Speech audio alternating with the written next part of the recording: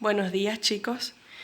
Vamos a ver hoy cómo se representan gráficamente los datos que volcamos en la tabla de frecuencias. Tenemos dos tipos de representación: el gráfico de barras y el gráfico de sectores o gráfico circular. Vamos a ver ambos.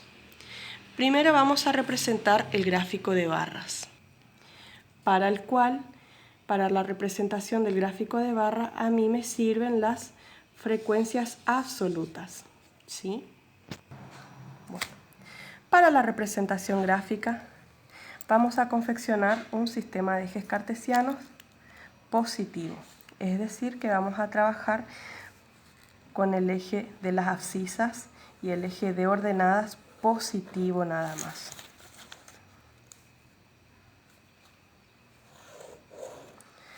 Bueno, sabemos que acá la intersección de ambos ejes indicaría el 0, pero en nuestro caso no siempre vamos a colocar este 0 porque a veces en nuestra tabla el 0 puede representarnos una variable. Lo primero que les recomiendo es que vean qué tan alto va a ser las frecuencias absolutas, es decir, el eje de ordenadas. Si observamos las frecuencias absolutas, el número más grande acá es 8. Por lo tanto, yo sé que hasta acá debe ir hasta el 8. Puedo ir de 1 en 1, puedo ir de 2 en 2. Ustedes eligen la escala que van a utilizar. 1, 2, 3, 4, 5, 6, 7, 8. Yo voy a ir de 1 en 1. 1, 2, 3, 4, 5, 6, 7, 8, 9, 10. Me pasé un poquito, pero no importa, ¿sí? Ya definí mi eje de ordenadas. Ahora me voy con el eje de abscisas, en el cual van a estar representadas las variables, ¿sí? En este caso, los países donde hay vuelos. ¿Qué voy a hacer? Desde la intersección de ambas rectas voy a medir 1 centímetro, pero este no va a ser ni el 1 ni el 0 ni nada, sino que a partir de acá voy a comenzar a graficar. Teóricamente, lo que debo hacer es medir 1 centímetro para la primer barra que voy a graficar, ¿sí? Entre barras siempre debe haber la misma distancia y todas las barras tienen que medir lo mismo.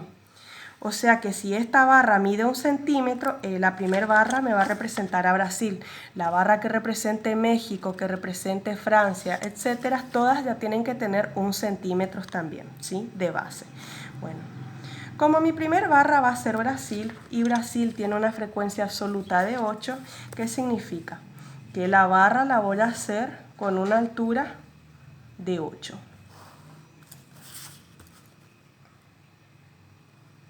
Me pasó un poco, esto lo borran, háganlo con lápiz primeramente. Bueno, ¿qué me representa esta barra? Brasil. Entonces escriben debajo de cada barra la variable que está representando. Como la barra mide 1 centímetro de base, debo separar la mitad, es decir, 0,5. Y a partir de acá hago la otra barra de 1 centímetro. ¿Se entiende? La segunda barra me va a representar a México, que tiene una frecuencia absoluta de 5. Por lo tanto, México va a tener una barra que tenga 5 de altura, ¿sí? Se puede observar bien.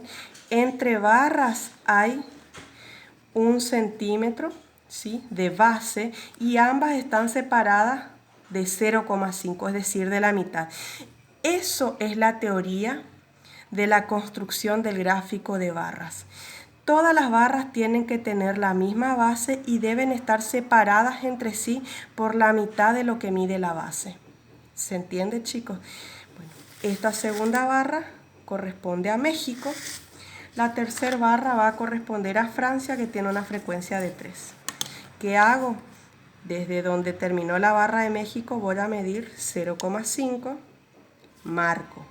Y de ahí recién marco los 1 centímetro, ¿sí?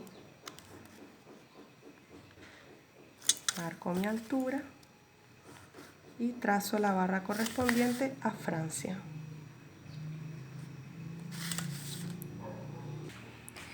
Aquí ya me tomé el trabajo de poder graficar todas las variables para que vean cómo debería quedar representado gráficamente. Como les dije, todas las barras tienen la misma base, 1 centímetro, y todas están separadas por la mitad de lo que mide la base.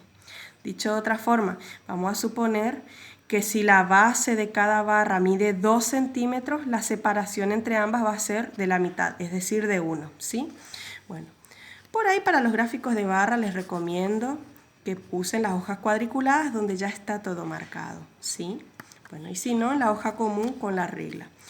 Ahora bien, como esto es el eje de ordenadas y esto es el eje de abscisa, en funciones sabemos que esto es el eje X y esto es el eje Y. Pero en estadística, lo que es el eje Y representa en realidad las frecuencias absolutas de mi tabla. Y lo que es el eje X en estadística representa la variable en estudio. Que en nuestro caso, ¿cuál era la variable? Los vuelos internacionales. ¿Sí? Entonces ahí queda representado gráficamente por medio de un gráfico de barras la situación planteada anteriormente. ¿Se entiende, chicos?